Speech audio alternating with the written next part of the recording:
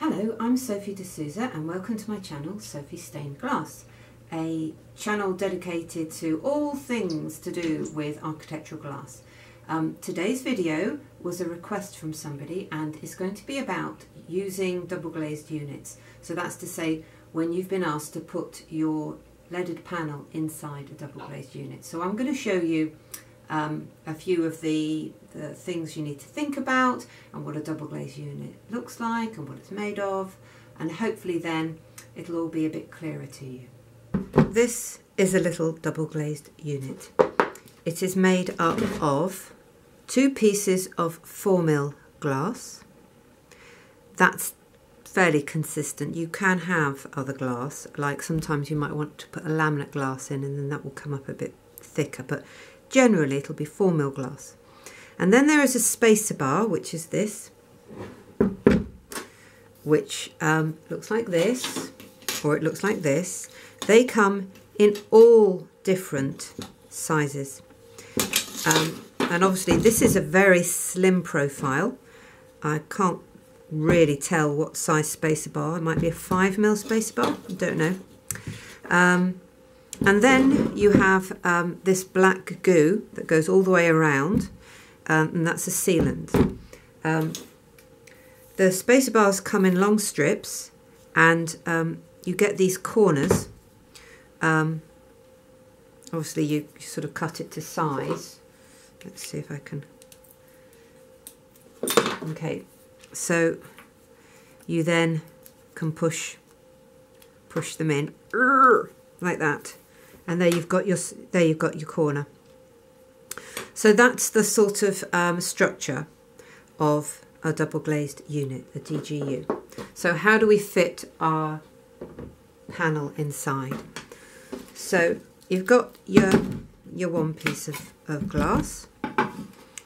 You've got your spacer bar, and that doesn't go right up to the edge. That comes in a bit because you've got this gooey black stuff that goes all the way around. So what my glazers always say to me is take away 26mm from your dimensions. So let's say your panel's going in here. Obviously that outside edge size is your opening size in your window. So if you weren't putting it in a double glazed unit, let's say it's going to be 200 by 300, really small window, right? But because it's going inside a double glazed unit and there's a spacer bar and a gap for the black goo sealant, you take away basically 13mm of the outside perimeter of each edge. So 13mm off here, 13mm off here, 13mm off here, and 13mm off the other side, or 26 and 26. It's worth mentioning that inside these spacer bars they put desiccant, which isn't something you put on your cakes. It is those little granular things that come inside the sachets when you buy electrical equipment or tools or something, that absorbs the moisture. So obviously that helps to keep the inside of the double glazed unit condensation free. So what size spacer bar do you need? Well, that is largely dependent on the size of the frame and not something you get to decide. By the way, it's got a sticky edge that peels off so that it helps them when they're building them to stick them to the glass.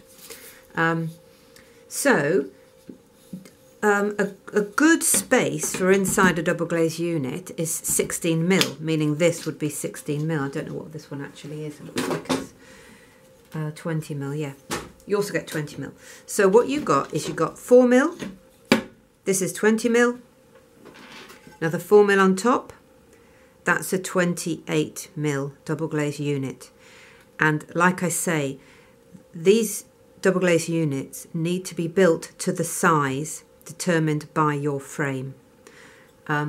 So let's say you have a 28mm frame rebate. your panel lies on the glass. The spacer bar gets put in like that, and then another spacer bar will be put in on top. So I don't know. Let's see, maybe a 14mm, whatever feels like the right size, so that your glass is kept in place and doesn't move about inside the frame, you know, forwards and backwards. So that's how my glazer does it. Quite often frames are 24mm, and in that case, let's see if my maths is any good at all, this is 16mm, not 20mm. So same thing, outside glass, spacer, inside glass. You've got your panel here, which you've made a bit smaller to accommodate the spacer and the sealant, and your glazer will find the right size spacer bar to put on top of your panel to keep it in place. If I just show you, actually I won't show you with this panel, it's a bit ungainly. This spacer bar is 8mm, and this lead is maybe a tiny bit less than 8mm. But actually, once you've got little lumps of solder, this is going to grow. So you probably would never be able to have a spacer bar of less than 10mm and still accommodate your panel. You don't want any points of pressure, really. So 10mm or 12mm, 10mm probably you could get away with. Depends on your soldering, how lumpy your soldering is. Anyway, generally 99 times out of 100, what you're actually going to have is, actually let's break this. Obviously they don't do that, they've got some nice gadget for cutting it. What you're going to have is something like this. Your panel and a spacer bar on top, and that's what happens. I've just been asked to do a job putting stained glass into a front door, and I can see that the front door is made with a double glazed unit where the window is, which is a little bit unusual and tells me it's a very, very modern door.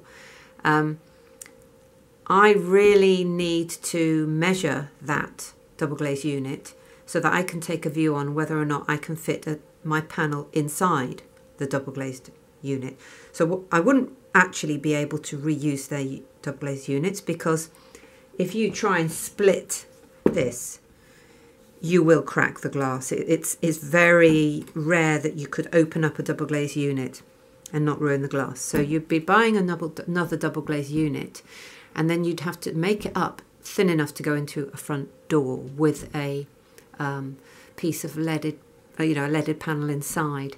And what you get for that is a sort of caliper to measure. It goes around the outside frame of the door and pinces the glass, and then you can read the thickness, because when you look down the side of the glass, you can't get an accurate read of what the dimension is. My feeling is that it is more than likely that I won't be able to fit a panel inside the double glazed unit that goes into this door.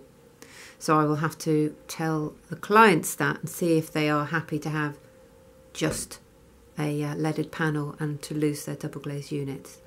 The other thing that's worth mentioning is the beading that goes around double glazed units, certainly with UPVC doors or windows, mostly it'll be a window you're doing, are quite deep. So if you like to have the outside perimeter lead